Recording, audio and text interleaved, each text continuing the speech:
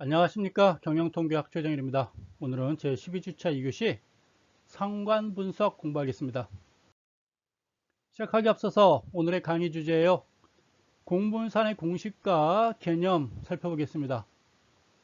상관계수 공식과 개념 공부하겠습니다.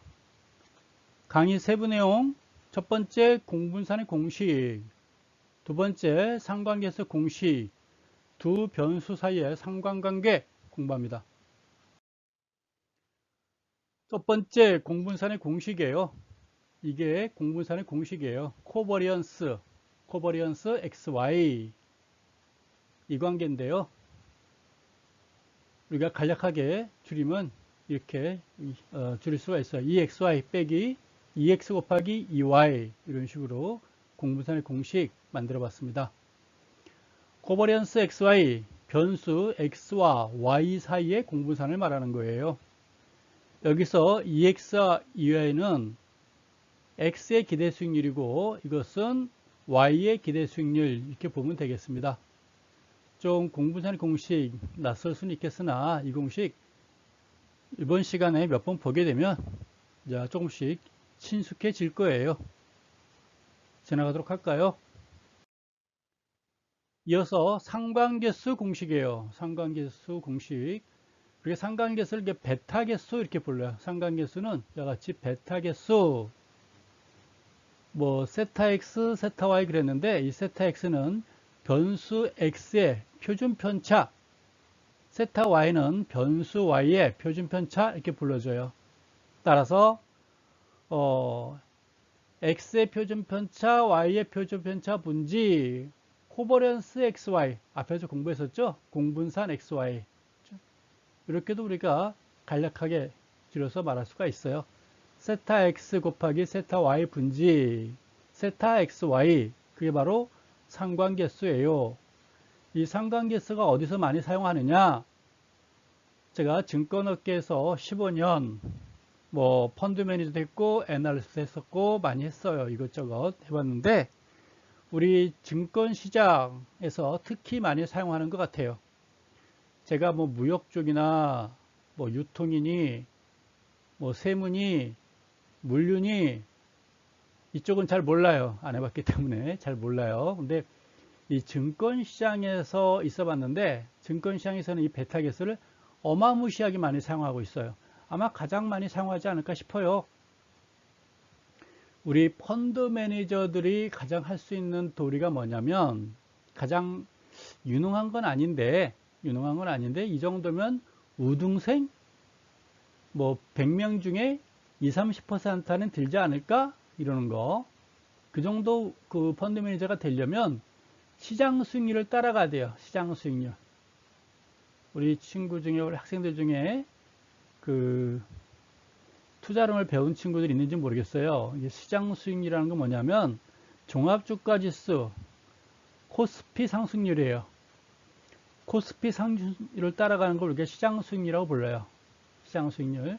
다시 말해서 전체 주식시장이 30% 상승하면 1년 동안 30% 상승하게 되면 내가 가지고 있는 펀드의 수익률도 30% 올라가면 좋은 거예요. 또 코스피가 금년도에 10% 하락을 했어요. 물론 나는 10% 이상 플러스가 나면 좋겠으나 그거는 신들의 영역이라고 보여주는 거고요. 내 수익률도 마이너스 10%가 난다면 무난한 거예요.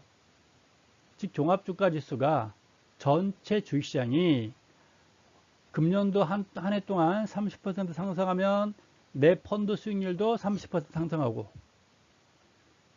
전체 시장 수익률이 10% 하락하면 나도 10% 하락하고 이 정도면 100명 중에 한 20, 30등 한다 그 말이에요. 그러면 1, 2등 할 수 있지 않을까요? 이 1, 2등 하는 사람들 진짜 유능해가지고 10% 안에 드는 사람들 있죠? 올해는 10% 안에 들지 모르지만 내년에는요 아마 쪽박 찰 거예요. 이해가나요? 내년엔 쪽박 찰 수도 있어요. 운이 좋아서 10% 안에 든 거예요. 시장 수익률이 마이너스 10%였는데 나는 플러스 20% 올렸어요. 이게 자랑할 게 아니라 올해는 이렇게 내가 크게 수익률이 날지는 모르겠지만 내년에는 마이너스 50% 날 수도 있는 가능성이 있는 거예요. 그럼 그게 무슨 말이냐? 시장 수익률을 따라갈 수 있는 포트폴리오를 만드는 거예요. 시장 수익률을 따라가는 포트폴리오를 구성하는 거예요. 따라서 시장의 종합주가에서 영향을 많이 미치는 영향들, 영향을 미치는 그 종목들을 선정하는 거죠. 한 10개 종목을 내가 매수해야 된다면 종합주가지수 전체 코스피가 움직이는 종합주가의 수익률에 가장 따라갈 수 있는 종목들, 현실적으로 보면 뭐 삼성전자를 산다든가 뭐 현대차를 산다든가 국민은행을 산다든가 이렇게 뭔가 큰 대기업들, 뭐 포스코, 예를 들어서 뭐 한국전력 등등 시장 수익률에 영향을 많이 미치고 있는 시가총액 상위 종목들을 한 10개를 산다면 거의 90 내지 95%는 시장 수익률을 따라갈 수 있을 거예요. 근데 아무리 내가 포트폴리오를 잘한다 하더라도 에러는 발생해요. 그걸 우리가 트래킹 에러라고 그래요. 시장에 1000개 종목이 있는데 주식시장에 내가 한 20 내지 30개를 산다 하더라도 이 정도 무지하게 많이 사는 거거든요. 이렇게 종목을 편입한다 하더라도 종합주가의 수익률을 따라갈 수가 없다 그 말이에요. 오차가 생길 수밖에 없어요. 그걸 트래킹 에러라고 그래요. 다시 말해서 베타 개수가 1이 되는 거는 어렵다 그런 얘기예요. 오차가 생길 수밖에 없는데 그 오차를 줄인다면 베타 개수 1에 근접한다면 이 베타 개수에 근접한다게 된다면 나는 펀드 운영을 매우 잘하는 거다 그런 얘기예요. 다시 말해서 올해 100명의 펀드 매니저 중에서 내가 20, 30등 안에 들었는데 이런 사람들은 내년에도 20, 30등, 내후년에도 20, 30등, 또 그 다음에도 20, 30등 이렇게 하는 사람들이에요. 이해가나요? 근데 올해 10% 안에 드는 사람은 혹시 운이 좋아서 내년에도 10% 안에 들지 모르겠지만 그 다음에는 운이 없어가지고 아마도 바닥에서 뭐 90% 이하로 떨어질 수도 있어요. 일단 여기까지 하고요. 그 다음 얘기 또 페이지 보면서 또 하나씩 설명할게요. 바로 이거예요. 베타 개수. 베타 개수 두 변수 사이의 상관관계예요. 두 변수 상관관계. 베타 개수가 1이 나온 거예요. 이렇게 1. 똑같은 거예요. 아바타. 근데 아까 말씀드렸듯이 코스피, 종합주가지수를 말하는 거 약자예요. 시장 수익률이에요. 종합주가의 수익률에 따라가는 거. 종합주가의 수익률에 근접하게 내가 가지고 있는 펀드를 포트폴리오를 짠다면 종합주가지수에 근접할 수 있는 거겠죠. 이 베타 개수가 1해야 되게끔 포트폴리오를 짜는 거, 그게 유능하다라고 보는 거예요. 그러면 100명의 펀드 매니저 중에서 20, 30등 안에 들 수 있다 그 말이에요. 이해가나요? 가장 무난한 포트폴리오로 보는 거예요. 그래서 일반적으로 시장 수익률에 근접하는 포트폴리오, 베타 개수가 1이 되게끔 포트폴리오를 많이 구성한다 그런 얘기예요. 그래도 주식시장은 1000개 종목이 있는데 나는 일반적으로 10개 종목 가지고 만들거든요. 근데 조금 더 돈이 많아가지고 한 20개 정도 종목까지 20개 종목 가지고 1000개 종목의 수익률을 따라갈 수 있게 종목을 선정하는 것이죠. 아무리 그래도 오차는 발생할 수밖에 없는 것이죠. 이해가죠? 주식시장에는 1000개 종목이 있는데 나는 10개에서 20개 종목 가지고 종합주가 수익률을 따라가려니까 1000개 움직임을 따라가려니까 오차가 생길 수밖에 없어요. 그걸 트래킹해라. 즉 베타 개수가 1이 되는 데는 약간 오차가 생길 수밖에 없다. 하지만 베타 개수가 1이 되도록 펀드 매니저는 노력하는 거예요. 근데 현실적으로 베타 개수가 1이 되는 거는 아바타밖에 없죠. 네, 아바타. 그럼 베타 개수가 0과 1 사이에요. 이렇게 똑같진 않으나 같이 움직여요. 가까운 가족들이겠죠. 또 대한민국 국민들, 한국과 일본이 축구를 했는데 한국이 이겼으면 대부분 많이 여하튼 느끼겠죠. 누구는 더 많이 느낄 수 있고 누구는 조금 느낄 수 있겠으나 전반적인 흐름은 이와같이 우상향하겠죠. 거의 비례관계. 여기에 비슷하게 나타난 거겠죠. 물론 슬퍼하는 사람도 있을지 모르겠어요. 일본을 너무너무 좋아해가지고 그럴 수 있을 수 있겠으나 극소수겠죠. 대한민국 국민들은 감정이 거의 비슷하게 같이 감정을 교류하고 있는 거예요. 한국 축구가 만약에 진다면 슬퍼하겠죠? 그런 거예요. 슬픔과 기쁨을 같이 한다면 일반적으로 이런 현상 보이겠죠. 베타 개수가 0과 1 사이, 즉 플러스 관계를 보이는 거겠죠. 여러분이 장학금을 탄다면 여러분 아버지, 어머니 좋아하겠죠. 뭐 이런 거예요. 근데 여러분 친구는 여러분이 장학금 받았는데 여러분 친구는 왠지 모르게 집에 가다가 술을 마셨다. 왜 그럴까요? 그럼 이 관계는 아니겠죠? 여러분이 남자친구랑 여자친구랑 헤어졌는데 걔는 왜 돌아서서 웃음을 짓고 있을까요? 그럼 이런 관계는 아니겠죠? 이거는 이제 친한 지인의 관계, 우리 가족 관계, 이런 관계들, 우리 대한민국 국민들 이렇게 보면 되겠어요. 아마도 내가 포트폴리오를 구성하게 되면 10개 내지 20개 종목 가지고 포트폴리오를 구성하게 되면 아마도 시장 수익률 종합주까지 따라가려면 이 정도 이런 관계가 아닐까 싶어져요. 근데 우리가 이래 가도록 포트폴리오를 짜는 게 중요한 거예요. 그게 능력이다라고 보는 것입니다. 이해가시죠? 이 관계는 우리가 양의 플러스의 관계예요. 같은 우호적인 관계, 동료의 관계 이렇게 여러분들이 인식하시면 돼요. understand? 베타 개수가 그런 거구나 라고 보시면 됩니다. 또 여기에 대한 설명은 뒷장 가서 하나씩 해드릴게요. 이 베타 개수는 제가 증권업계에 한 15년 있다는 거 말씀드렸죠? 어마무시하게 베타 개수를 많이 사용했거든요. 입에서 달고 살아요. 야, 베타 개수 어떻게 되니? 이렇게 이야기합니다. 또 친구와 친구 사이 놀릴 때 너 최상관계는 베타 개수의 양이냐 음이냐 이렇게 말도 많이 해요. 그러니까 우호적이야 아니면 서로 적대관계야 이야기합니다. 요거는 뭘까요? 요거는 방향이 이쪽이에요 이쪽이에요? 없죠? 그냥 둘이 있으면 방향이 없어요. 이런 거는 0이에요. 0. 여러분이 장학금을 받았어요. 여러분이 이번에 이렇게 장학금 받았는데 제주도 사는 김씨 할아버지는 여러분 장학금 받은 거에 대해서 기쁨이 있을까요? 없을까요? 아무 관계 없어요. 이런 관계예요. 그냥 여러분들이 무관심? 네, 어떤 연예인 스타가 있는데 연예인에 대한 기사가 떴는데 여러분들은 관심을 안 가져요. 무풀? 네, 무관심? 그런 거겠죠. 아무 상관없어요. 여러분이 장학금 받든 헤어지든 뭘 하든 제주도 김씨 아저씨는 아무 상관없어요. 무감각 관계, 영의 관계예요. 방향성이 없는 관계예요. 슬픔을 같이 하는 것도 아니고 기쁨과 슬픔을 같이 하는 게 아니에요. 무관한 관계, 무풀. 얘는요, 앞에서 이거는 플러스 관계라고 그랬잖아요. X가 상승하면 Y도 상승하는데 얘는 이런 관계, 이런 관계. 우상향이 아니라 우하향하는 거죠. X가 증가하면 Y값은 하락하고 있어요. 마이너스 관계예요. 앞에서 했듯이 여러분이 장학금을 받았는데 왜 친구는 집에 가는 도중에 포장마차에서 혼자 소주를 원샷 했을까요? 이런 관계인가 봐요.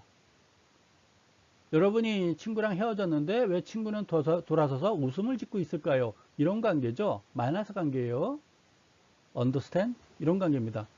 다시 말해서 종합주가지수가 10% 상승했는데 이거는 뭐냐면 여러분이 가지고 있는 펀드는 마이너스 5% 하락하는 경우도 있겠는 거겠죠. 똑같이 10% 하락하게 되면 이거는 마이너스 1이 되는 거예요. 똑같이 정반대로 움직이면. 근데 10% 상승했는데 5% 하락하게 되면 베타 개수는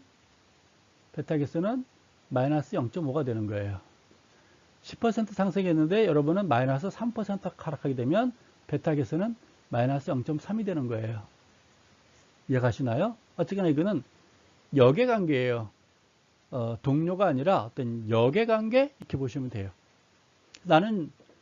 내가 주식시장에 투자를 하고 있는데 전체 시장은 상승하는데 왜 내 종목은 내가 가지고 있는 종목은 하락을 할까?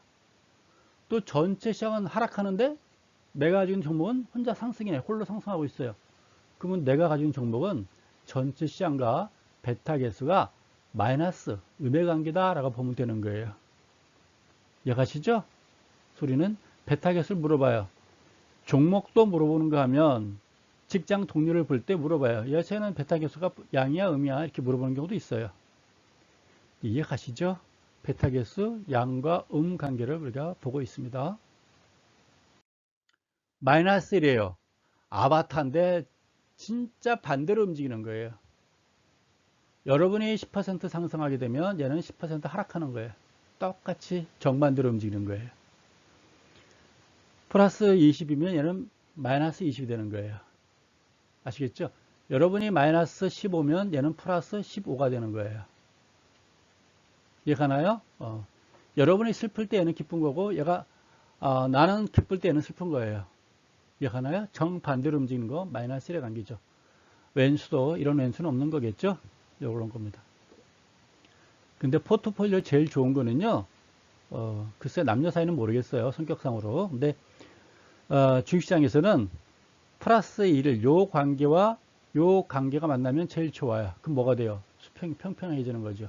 이걸 포트폴리오라고 그래요. 서로 상반된 걸 만나게 해서 평평하게 만드는 거. 이걸 우리가 포트폴리오를 구성했다라고 말하는 거예요. 요거는 투자론에서 혹시 여러분 만나게 되면 그때 또 자세하게 설명드릴게요.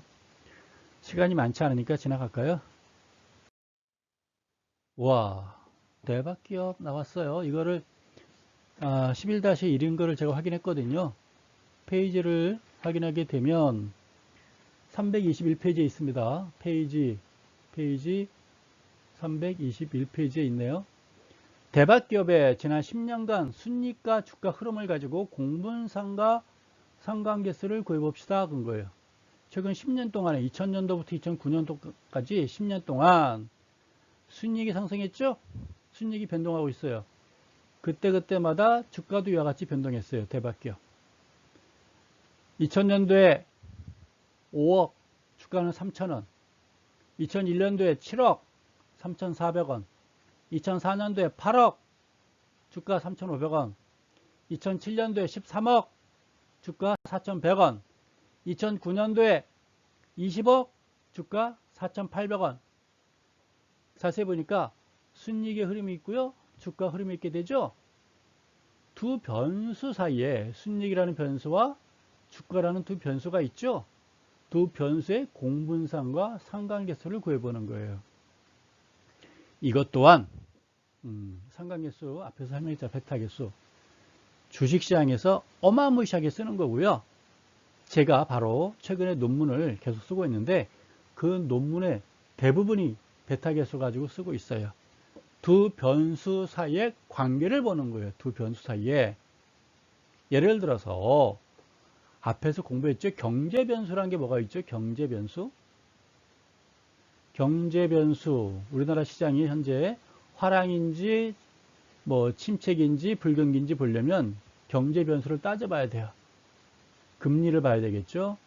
환율을 봐야 되겠죠. 뭐 GDP 따져봐야 되겠죠.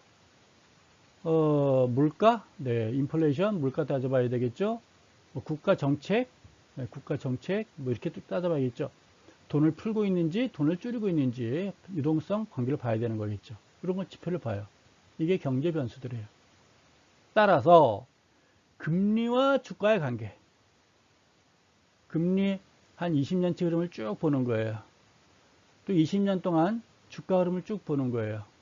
금리가 상승할 때 주가가 올라갔는지 내려갔는지, 금리가 하락할 때 주가가 올라갔는지 내려갔는지 보게 되면 주가와 금리의 관계는 베타 개수가 플러스인지 마이너스인지를 알게 되는 거겠죠. 그러면 올해 금리가 내려가려고 하는데 그럼 주가에는 플러스인지 마이너스인지 이해가나요? 금리 하락하고 있어요. 그럼 주가에는 우호적인지 부정적인지 판단할 수 있는 거잖아요. 또 물가하고 주가 관계를 보는 거예요. 한 20년치 쭉 보면 물가가 상승했을 때 주가가 상승했는지 하락했는지 살펴볼 수 있겠죠? 물가가 또 하락했을 때 주가 상승 하락을 살펴볼 수 있는 거예요. 근데 금년도 또는 내년도에 물가가 하락한다고 그래요. 그럼 내년도 주가가 올라갈지 내려갈지 우리가 미리 어느 정도 예측을 해볼 수 있는 거겠죠. 이해 가나요? 이번엔 또 환율이에요. 환율. 환율이라는 거는 우리 원화와 미국의 달러 가치의 어떤 그 국가 간의 어떤 돈의 가치를 비교하는 게 환율이에요. 환율과 주가를 비교해 보는 거예요. 한 20년치. 환율이 상승할 때 주가가 올라갔는지 내려갔는지, 환율이 내려갈 때 주가가 올라갔는지 내려갔는지 확인해 볼 수 있겠죠? 베타 개수가 플러스면 또 베타 개수가 마이너스면 어떤 건지 알겠죠? 그래서 내년도 환율을 예측해 보는 거예요. 내년도 환율을 예측해 보는 거예요. 내년도 환율을 어떻게 예측하느냐? K대라든가 한국은행에서 예측을 해줘요. 내년도 환율이 올라갈 것 같다, 떨어질 것 같다. 글쎄, 그거를 믿을 수 있어요? 그럼 할 말이 없는 거예요. 거기는 수많은 경제 전문가들이 있으니까 일단 믿어줘야 돼요. 나보다 낫잖아요. 그렇죠? 그래서 내년도 환율이 상승할 것 같다 그러면 주가가 우리가 올라갈지 내려갈지 과거 사례를 보고 우리가 미리 예측을 해볼 수 있는 거예요.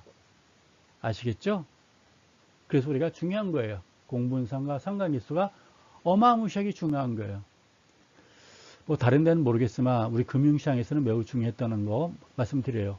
그러면 이 11-1은 뭐예요? 순이익과 주가 간의 관계를 보는 거예요. 순이익이 증가하면 주가에 플러스인지 마이너스인지 확인해 보는 거예요. 일반적으로 순이익과 주가는 서로 우호적인 관계래요. 순이익이 증가하면 주가가 상승한다고 일반적으로 알려져 있어요. 그거를 대박깁을 통해서 한번 확인해 보자라는 것입니다. 이해가시나요? 예. 그게 바로 두 변수, 순이익과 주가라는 두 변수 가지고 공분상 상관계수를 구해보는 거예요. 그 관계를 보는 거예요. 가시죠? 서로 같이 우호적인 관계인지 서로 역의 관계인지를 보는 겁니다. 풀어보도록 하시죠. 풀어보면 2000년도부터 2005년도까지 순이익 공분상 구하려고 하는 거예요. 공분상 공식. 앞에서 공분상 공식이 뭐였죠? 공분상 공식이 이거는 공분상 공식이 2의 xy 빼기 2의 x 곱하기 2의 y였지 않았나요? 뭐 기억은 하지 않아도 되는데 앞에 페이지를 한번 슬쩍 보시면 아 이런 공식이 있었구나 라는 걸 여러분들이 아실 거예요. 그래서 지금 이런 걸 구하는 거예요. 기대치를 이렇게 구할 수 있는 것이고 요거는 뭐겠어요? 여기에서 우리가 구할 수 있는 거겠죠. understand? 그럼 이런 건 왜 나와요? 삼각에서 구하려니까요. 표준 편차를 구해야 되겠잖아요. 분산을 먼저 구한 다음에 구해야 되는 거니까 우리가 구하는 거예요. 어쨌건 표를 이렇게 구성해서 한번 만들어 보는 거예요. 여기까지는 우리가 앞에서 주어진 거죠? 앞에서는 주어졌어요. 다음 페이지 2006년 나와요. 너무 서둘지 마세요. 2007년 있고요. 2008년 있고요. 2009년까지 다음 페이지 나올 거니까요. 칸이 좁아서 남겼어요. 순이익과 5억 주가까지는 우리가 페이지에서 주어진 거고요. x제곱 얘 제곱한 거예요. y제곱 얘 제곱한 거예요. xy 얘랑 두 개 곱한 게 이거예요. 언더스탠드? 이게 쭉 구해본 거예요. 여기는 어떻게 했어요? 얘 제곱이 이거고요. 얘 제곱이 이거고요. 얘는요. 이 두 개를 곱한 거예요. 그게 이렇게 나온 거죠. 왜요? 공분상과 상관계수 구하려고 이렇게 하는 거예요. 네. 2006년, 2007년, 2008년, 2009년까지 똑같아요. 순이익, 주가, 얘 곱한 거예요. 얘 곱한 거예요. 얘는요. 요렇게 곱해가지고 요렇게 한 거예요. 언더스탠드? 마찬가지입니다. 순이익의 평균이에요. 10년 동안 평균 구하고 주가 10년간 평균 구한 거예요. 얘는 이게 되겠죠? EX. 주가는 EY를 구한 거네요. 맞죠? 요거는 2의 X제곱이 되는 거겠죠. 얘는 2의 Y제곱이 되는 거겠죠. 얘는요. 2의 X, Y가 되겠죠. 그렇죠? 이렇게 우리가 구한 거예요. 어려울 게 하나도 없구나 라고 여러분들은 보실 수 있는 겁니다. 대박기업의 10년간 순이익과 주가 흐름 가지고 공분사 상관계수 구해보자. 공분산이에요. 요 공식이죠? 요 공식을 이렇게 만들었어요. 왜 이렇게 만들었어요? 풀어보시면 돼요. 굳이 할 필요는 없고요. 이렇게 여러분들이 인식하시면 돼요. EXY, EX, EY 곱한 거예요. 계산하니까 공분사는 2105가 뜬 거죠. 2105. 이걸 우리가 이렇게도 표시한다고 얘기했었어요. 언더스탠드? 그 다음에 이제 X의 분산을 구하는 거예요. 어디선가 많이 본 공식이죠? 그건 이제 분산 공식이에요. 2x 곱빼기 전체 2x의 제곱. 이렇게 한 거예요. 그럼 이렇게 되는 거죠. 그럼 표준 편차는요, 루트 취하면 되겠죠. 요 2x는 세타 x는 19.5, 19.5 하면은, 네, x의 표준 편차가 나오는 거겠죠. 언더스탠드? 다음 페이지 보면 아마 또 다른 게 있지 않을까요? 네, 이렇게 루트 19.5네요. 루트 19.5 하니까 이렇게 나오나 봐요. 그쵸? 요거 vx. 언더스탠드? 여기까지 알고. y의 분산이에요. 요 공식이고요. 이렇게 대입하면 이렇게 나와요. 요거를 우리가 이게 y의 분산이니까 y의 표준 편차는 루트 취하면 이렇게 나와요. 어려울 게 하나도 없구나 라는 것을 우리가 알 수가 있습니다. 갔나요? 이해가나요? 네. 한 번 더 여러분들이 자세히 보시기 바래요. 저도 물 한 잔 마실게요.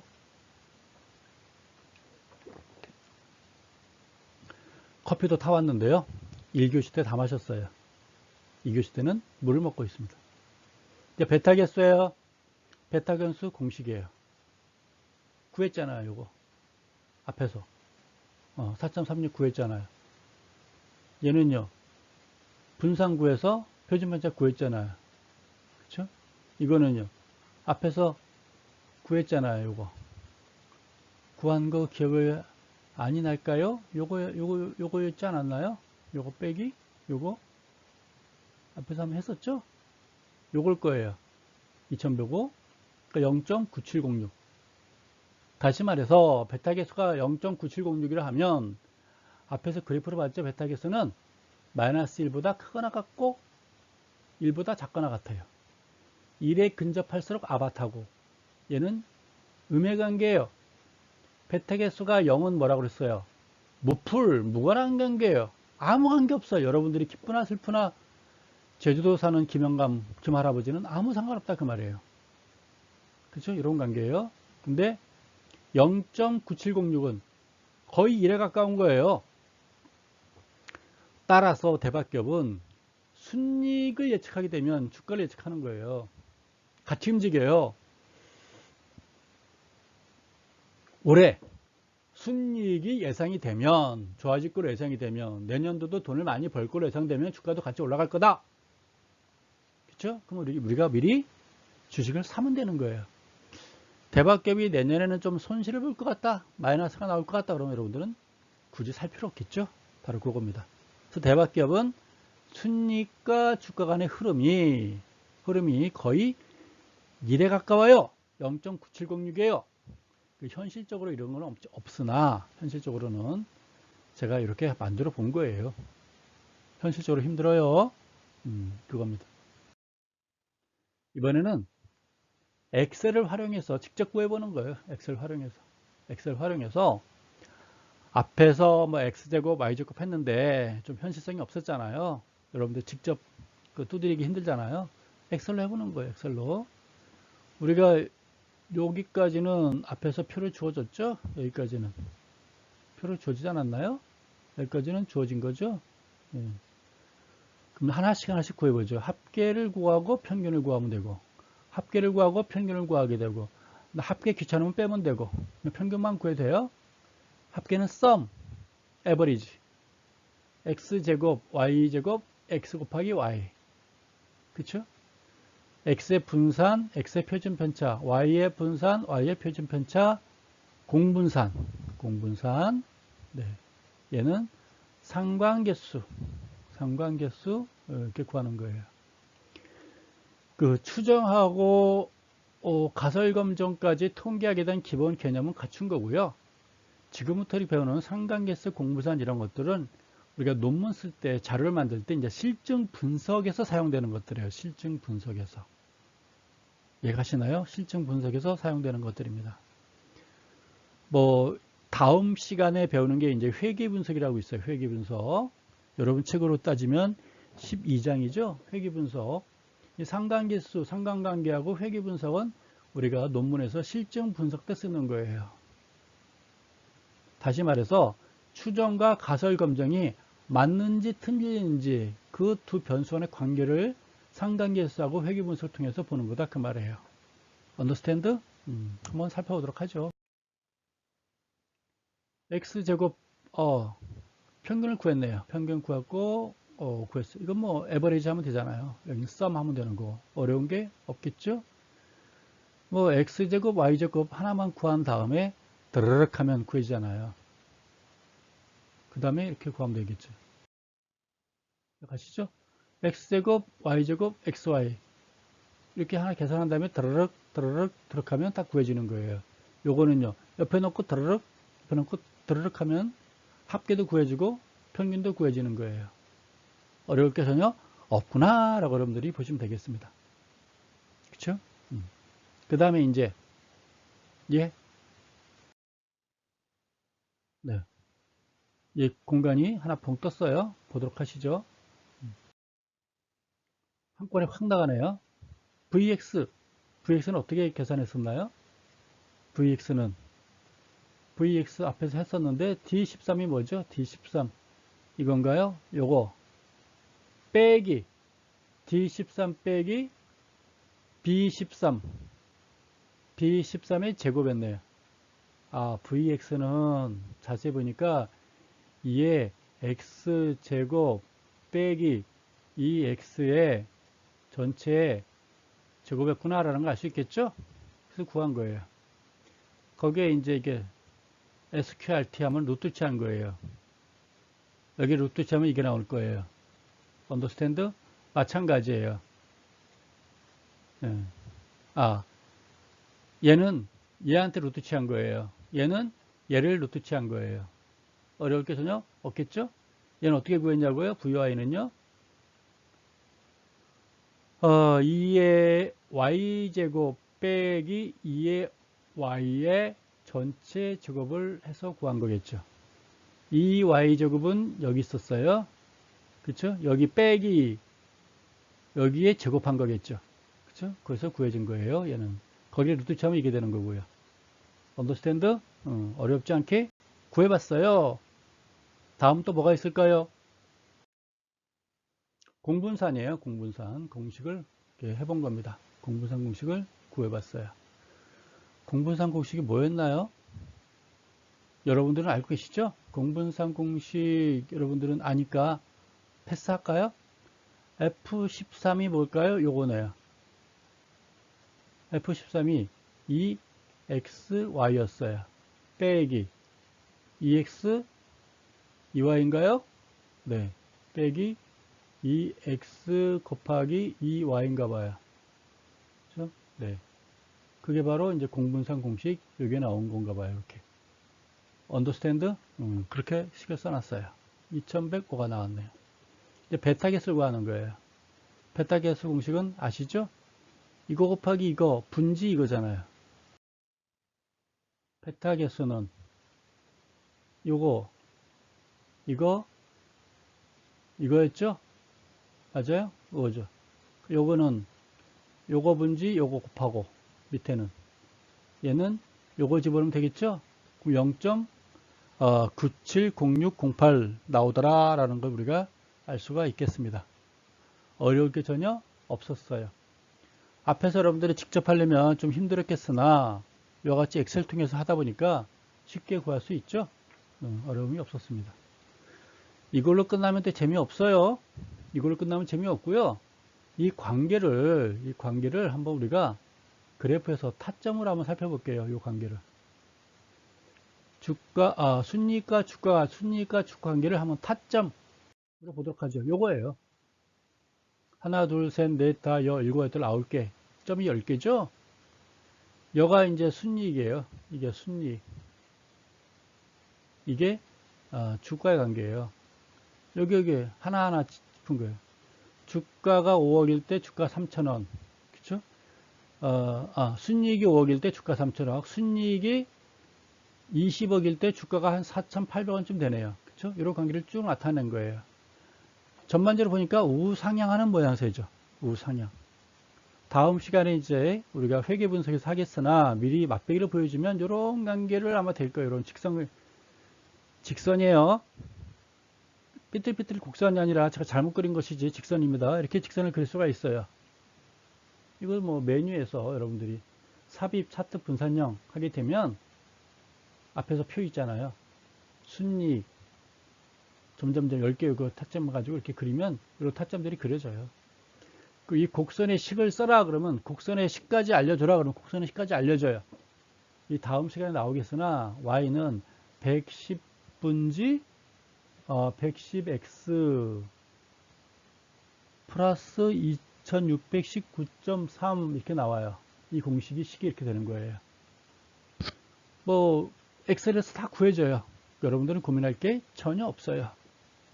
여기에 대한 설명은 이게 뭔지 설명은 다음 시간에 또 여러분께 자세하게 12주차인가요? 13주차 때 여러분께 자세하게 또 설명 드릴 거예요.